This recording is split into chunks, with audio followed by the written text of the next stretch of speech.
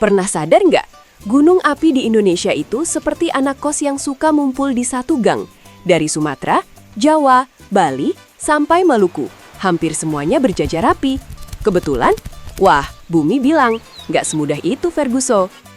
Kalau dilihat dari peta, gunung api Indonesia membentuk garis panjang melengkung. Bentuknya mirip naga tidur atau kabel charger yang kusut. Tapi justru garis inilah yang menyimpan rahasia besar di bawah kaki kita. Banyak orang mengira gunung api muncul karena tanahnya panas. Padahal sumber panasnya jauh di bawah permukaan. Tempat lempeng bumi saling bertabrakan seperti motor masuk gang sempit saat jam pulang kerja. Indonesia punya lebih dari 100 gunung api aktif. Itu bukan bonus wisata gratis, melainkan tanda bahwa negeri ini berada di salah satu wilayah geologi paling sibuk di dunia. Bumi di sini benar-benar lembur 24 jam. Jadi pertanyaannya bukan lagi mengapa ada gunung api, tetapi mengapa hampir semuanya berada di jalur yang sama? Nah, jawabannya dimulai dari sesuatu yang tidak bisa kita lihat, lempeng tektonik. Bayangkan permukaan bumi seperti kulit telur raksasa yang retak-retak. Potongan retakan itu disebut lempeng tektonik. Mereka terus bergerak beberapa sentimeter per tahun. Memang lambat, tapi efeknya bisa bikin gunung setinggi langit. Indonesia berada di pertemuan 3 lempeng besar, Eurasia, Indo-Australia, dan Pasifik. Tiga-tiganya aktif bergerak. Ibarat 3 orang dorong pintu dari arah berbeda, hasilnya pasti ribut dan penuh tekanan. Lempeng Indo-Australia bergerak ke utara dan menyusup ke bawah lempeng Eurasia. Proses ini disebut subduksi. Kedengarannya ilmiah, tapi intinya satu lempeng nyelonong masuk ke bawah lempeng lainnya. Saat lempeng samudra masuk lebih dalam, suhunya meningkat drastis. Air dan mineral dari lempeng itu membantu batuan mantel meleleh. Lelehan inilah yang nantinya berubah menjadi magma, bahan bakar utama gunung api. Magma tidak betah berada jauh di dalam bumi. Karena lebih ringan daripada batuan sekitarnya, magma perlahan naik mencari jalan keluar. Mirip balon udara yang pengen cepat-cepat naik ke atas. Ketika magma berhasil menembus kerak bumi, terbentuklah gunung api. Karena proses subduksi terjadi memanjang, gunung-gunung yang muncul juga membentuk deretan panjang, bukan muncul sembarangan seperti jamur di musim hujan. Itulah sebabnya gunung api Indonesia berjajar dari barat ke timur. Mereka mengikuti jalur pertemuan lempeng, bukan mengikuti jalur mudik atau rute kereta ekonomi, walaupun sama-sama panjang antreannya. Di bawah Laut Selatan Jawa terdapat zona subduksi raksasa yang disebut Palung Jawa. Disinilah lempeng Indo-Australia mulai menyelam ke bawah Pulau Jawa, dan dari sinilah banyak gunung api Jawa mendapatkan pasokan magmanya. Semakin aktif pergerakan lempeng, semakin besar peluang terbentuknya magma baru. Jadi, gunung api bukan benda mati yang berdiri selamanya. Mereka bagian dari sistem bumi yang terus berubah dan terus diperbarui. Kalau bumi punya dapur, maka zona subduksi adalah kompornya, magma adalah masakannya, dan gunung api adalah cerobong asapnya. Bedanya, kalau masakan gosong kita bisa buka jendela, kalau gunung meletus ya, semoga sudah evakuasi.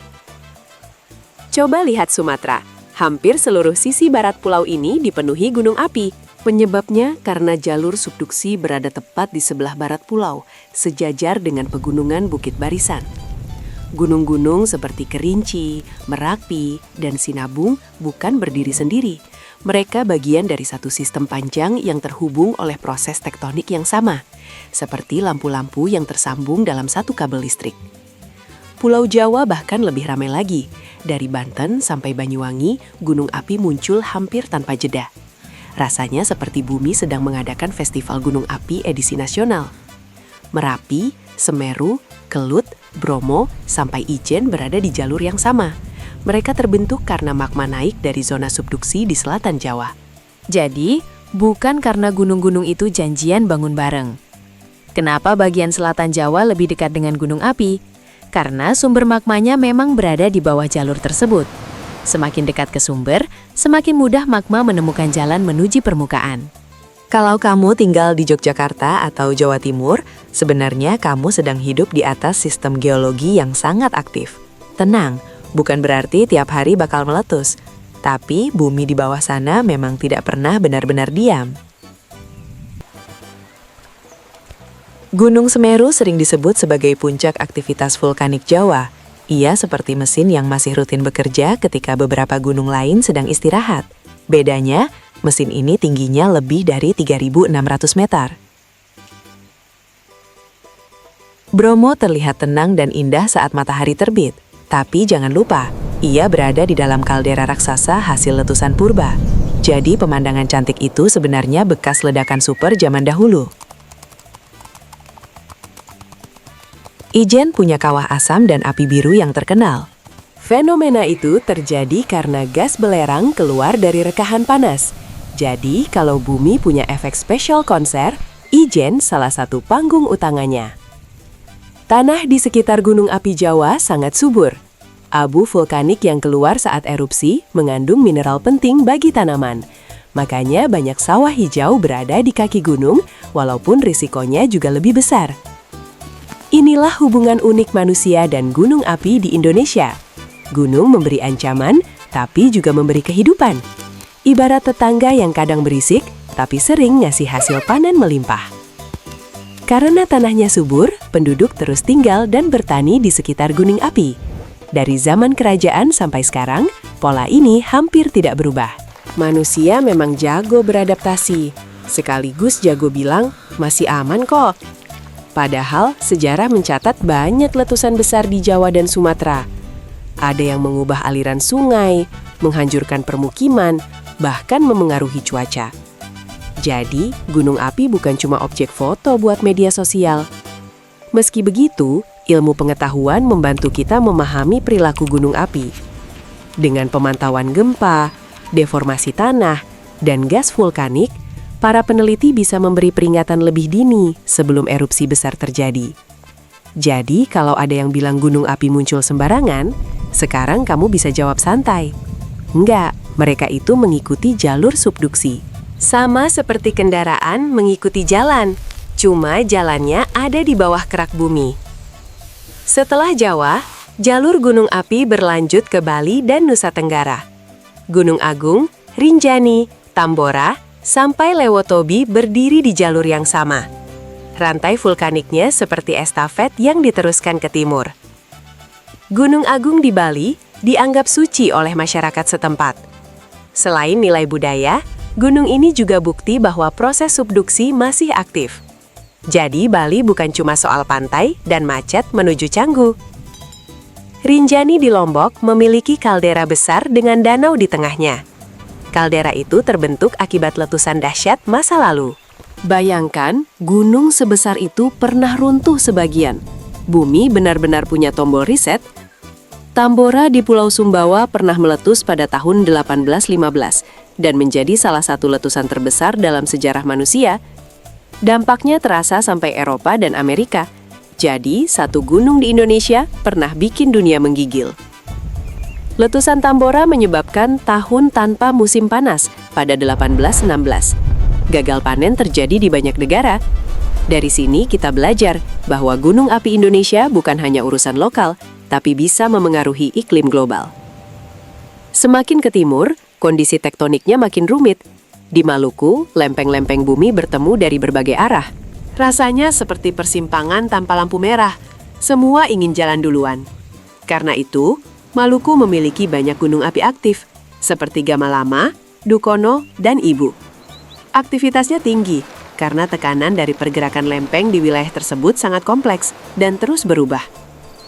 Gunung Dukono bahkan termasuk yang paling sering erupsi di Indonesia. Bisa dibilang, dia seperti teman yang hobi update status setiap hari. Halo, aku masih aktif. Lama berdiri di Pulau Ternate, dan pernah beberapa kali meletus dalam sejarah. Menariknya, gunung api ini juga menjadi saksi jalur perdagangan rempah dunia pada masa kolonial. Jadi, deretan gunung api Indonesia bukan satu garis lurus sempurna. Ada bagian yang melengkung, bercabang, dan bertumpuk. Semua mengikuti bentuk pertemuan lempeng yang memang tidak sederhana.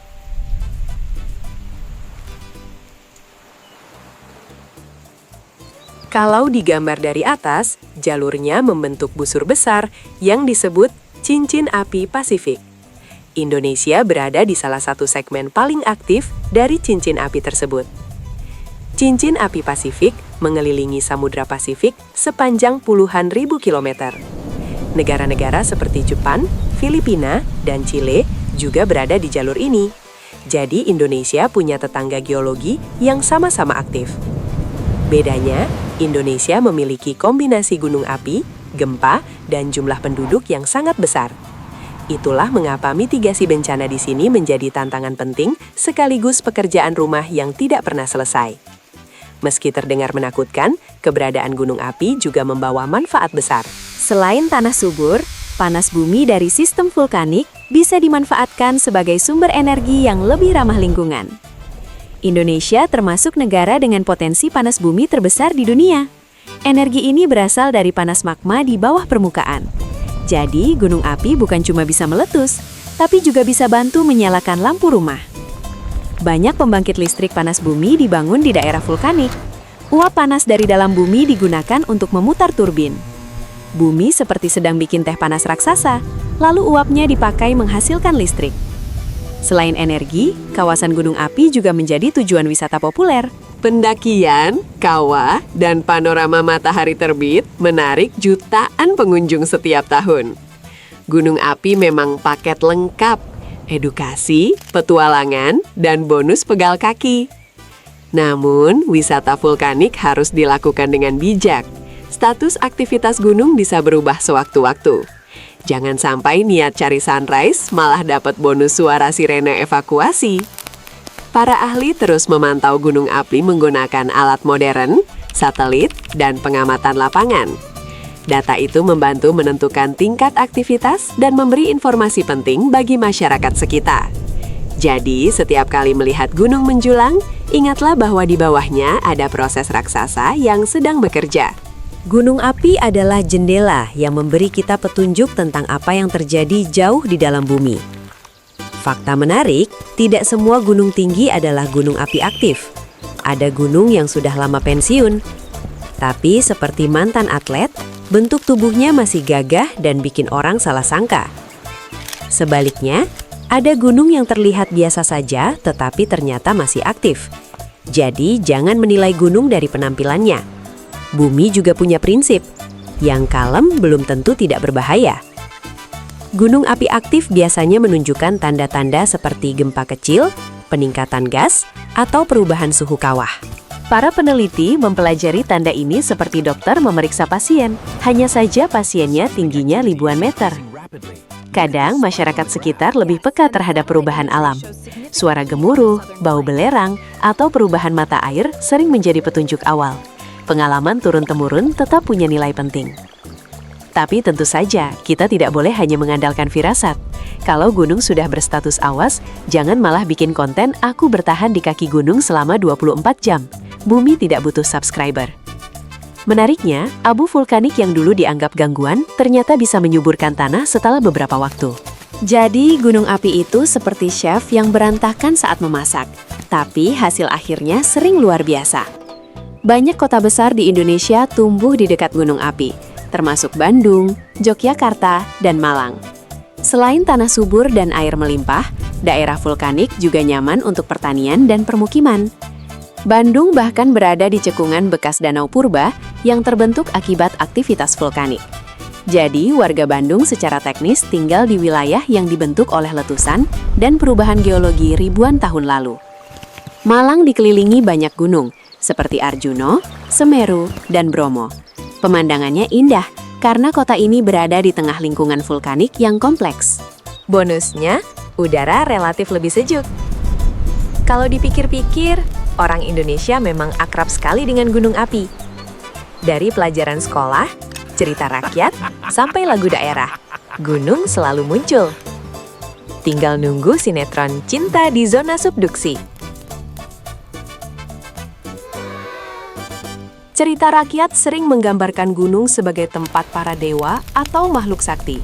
Walaupun bersifat budaya, cerita itu menunjukkan bahwa nenek moyang kita sudah lama menyadari kekuatan besar yang dimiliki gunung. Sekarang, kita punya penjelasan ilmiahnya. Gunung api terbentuk karena interaksi lempeng, magma, dan kerak bumi. Jadi misterinya bukan hilang, justru makin keren karena kita tahu proses detailnya.